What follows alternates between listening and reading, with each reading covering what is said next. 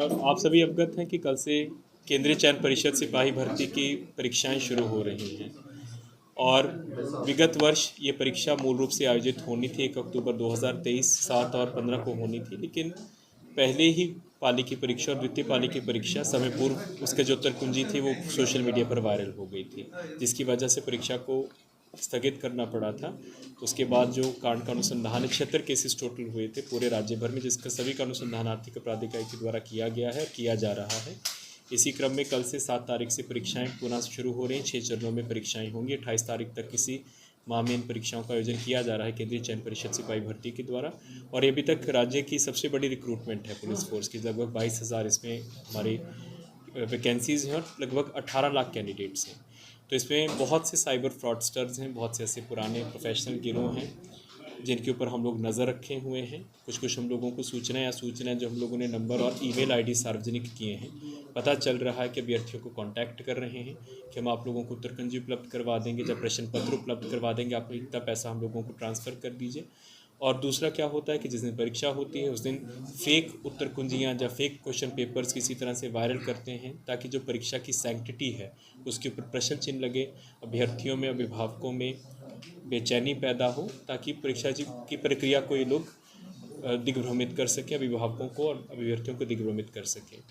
तो इस सब को नज़र में रखते हुए आर्थिक अपराध इकाई पहले से सक्रिय हो गई है। हम लोगों ने 3 दिनों से लगातार हम लोगों ने एक स्पेशल ड्राइव कराई है। इस क्रम में जो पूर्व में परीक्षा लीक में शामिल अपराधी हैं, चाहे वो भागे हुए हैं या फिर अभी बेल पे हैं, उनका सत्यापन किया गया है और जो भागे हुए हैं उनके घरों पे छापामारी की गई है। इसी क्रम में 3 मेजर जो अभियुक्त थे बीपीएससी के और सीएसपीसी के, उनको वैशाली से, पटना से और नालंदा से स्थानीय पुलिस के सहयोग से गिरफ्तार किया गया है। कल रात की ही उपलब्धि है हम लोगों की।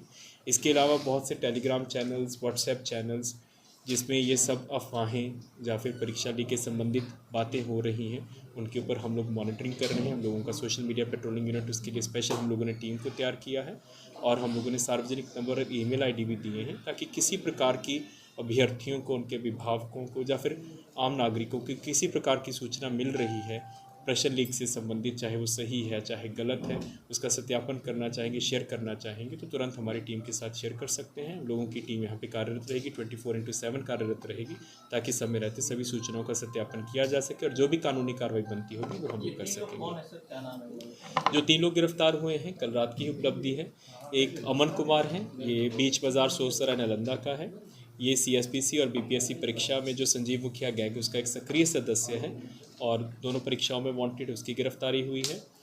एक वैशाली के बिदुपुर से सुचिंदर, उसकी गिरफ्तारी, सुचिंदर कुमार की गिरफ्तारी हुई है। ये बीपीएससी टीआरई परीक्षा में अभियुक्त है। और जो विशाल चरसिया गैंग है, जो कि उड़ीसा पब्लिक सर्विस कमीशन और दिल्ली सब इंस्पेक्टर सिपाही भर्तियों के मामले में पहले भी जेल जा चुका है और वर्तमान में बीपीएससी परीक्षा लीक में ब्योड़ जेल में है, उसका ये सक्रिय सदस्य है और बहुत इंपॉर्टेंट सदस्य, उसकी गिरफ्तारी हुई। और तीसरा करण कुमार, जो कि मूल रूप से नालंदा का रहने वाले हैं और अभी यहाँ पे मारूफगंज माल सलामी पटना में रह रहा था, उसकी गिरफ्तारी हुई है। ये सीएसपीसी जो सिपाही भर्ती की परीक्षा लीक हुई थी और बीपीएससी की जो परीक्षा लीक हुई थी, दोनों में संजीव शिव मुखिया गैंग का सक्रिय सदस्य है और जो भी फिरार चल रहा था, इसकी गिरफ्तारी कल। अब तक कुल कितने लोग गिरफ्तारी हुई है? बीपीएससी में अभी तक अगर हम लोग देखें तो लगभग 350 लोगों की गिरफ्तारी हुई है और सीएसपी की परीक्षाओं में हमारे पास टोटल 76 केसेस हैं।